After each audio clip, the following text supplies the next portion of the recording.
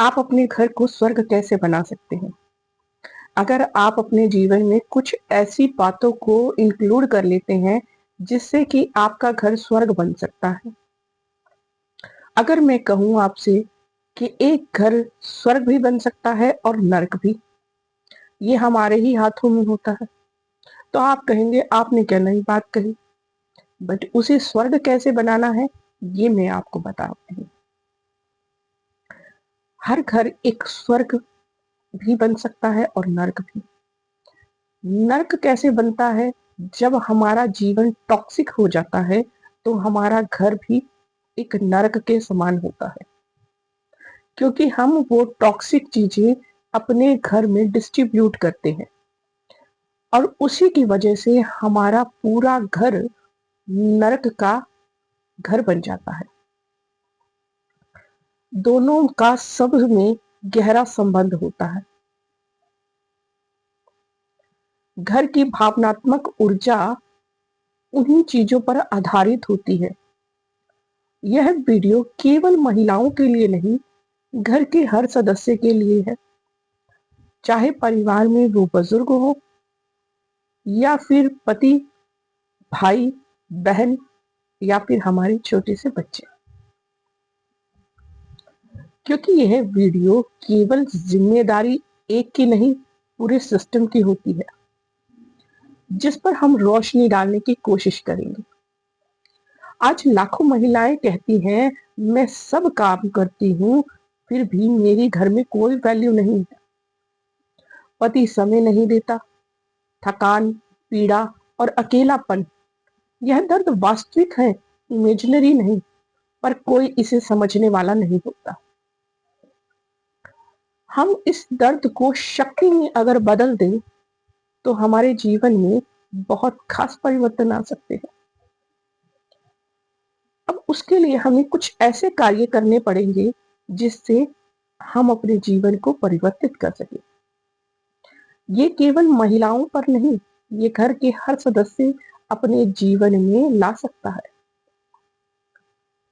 क्योंकि जब हम परिवर्तन लाते हैं अपने जीवन में, तो हमारे जीवन में बहुत सारी चीजें परिवर्तित ही नहीं, सुधर भी जाती हैं। अपनी अंदर की कहानी को बदलना सीखें। अक्सर मन कहता है मेरी कद्र नहीं है, मैं अकेली हूँ। आज एक वाक्य आप स्वयं बदल कर देखें, मैं परिस्थितियों से भी बड़ी हूँ। इसका मतलब सहन करना नहीं, इसका मतलब भीतर से मजबूत होना होता है, क्योंकि लगातार दुख सहना हमारा शरीर, हमारे हार्मोन्स, बच्चे हमारे, ये तीनों ही प्रभावित हो जाते हैं और इसकी वजह से हमारा जीवन, हमारा घर एक नर्क के समान बन जाता है। सेकंड, हमारी अगर वाणी में हम परिवर्तन लाएं, तो घर की ऊर्जा भी परिवर्तित हो जाती है। घर में खाना नहीं, हमारी वाणी वातावरण बनाती है। जब थकान में हमारी आवाज ऊंची होती है, तो बच्चे डर सीख जाते हैं और पति हमसे दूरी बनाने लगता है। यह दोष नहीं, यह अवेयरनेस का पॉइंट है। आज से सिर्फ इतना ध्यान रखें कि जवाब देने से पहले केवल केवल 3 सेकंड रुके, क्योंकि 3 सेकंड में जो आपकी अंदर की हाइपर एनर्जी होती है, वो धीरे धीरे रिलैक्स हो जाती है। फिर आप रिएक्ट नहीं, रिस्पॉन्ड करते हैं हर चीज के लिए। जो पॉजिटिव चीज होगी वो आप लोगों को कहेंगे और उन चीजों से बच्चे बड़े सब एनर्जाइट हो जाते हैं, एनर्जी लेने लगते हैं कि हाँ ये बात तो सही है, और वो अपनी बात आपसे प्यार से, प्रेम से कह पाते हैं। नेक्स्ट है तुलना और ब्लेम से बाहर आना। यानी कि हम हर किसी से कंपैरिजन करते हैं अपना, कि मेरा पति ऐसा है, उसकी बहू वैसी है, तुलना धीरे धीरे घर के अंदर सभी को तोड़ने लगती है। एक घर अलग होता है, हर घर अलग होता है और उसकी यात्रा भी अलग अलग होती है। जिस दिन आपने कंपैरिजन छोड़ा, ब्लेमिंग छोड़ी, उसी दिन शांति वापस आनी शुरू हो जाती है। और उन चीजों को छोड़ने से हम खुद में भी अपने लिए नई नई चीजों को कर पाते हैं, अपने लिए नई नई चीजें ले पाते हैं, अपनी सोच को बढ़िया बना पाते हैं। नेक्स्ट है ओवर थिंकिंग को पॉजिटिव वे में चेंज करना। घर का काम करते हुए मन हजारों बातें सोचता है। यही जगह है जहां स्त्री टूटती है पर उसे कोई समझता नहीं है। पर आज की तारीख में देखा जाए तो किसी के पास इन चीजों का समय नहीं है, क्योंकि कोई किसी के मन के अंदर नहीं रहता। सब बाहरी परतों को ही देखते हैं। सही जगह है जहां स्त्री टूट जाती है तो सॉल्यूशन भी स्त्री के पास ही होता है। अब यहाँ ये कहना कि स्त्री टूट जाती है, टूटता आदमी भी है, बच्चे भी हैं, पर क्योंकि हम किसी को समझ नहीं पाते इसीलिए हमारे साथ ऐसा होता है।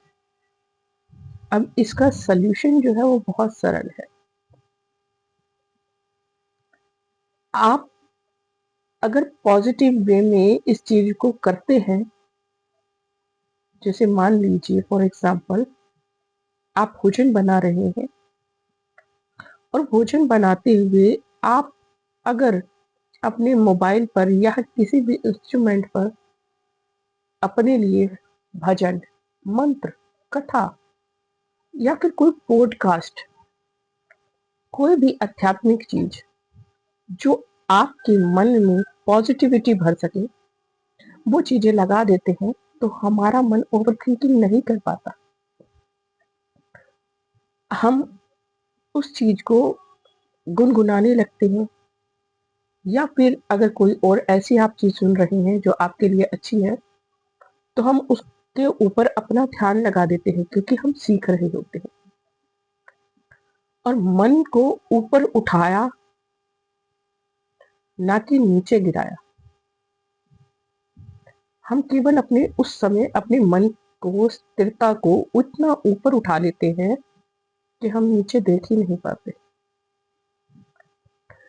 जब भी कहते हैं गलत संगत लगातार शिकायत करने वाली धीरे धीरे आपकी शक्ति को चूस लेती है।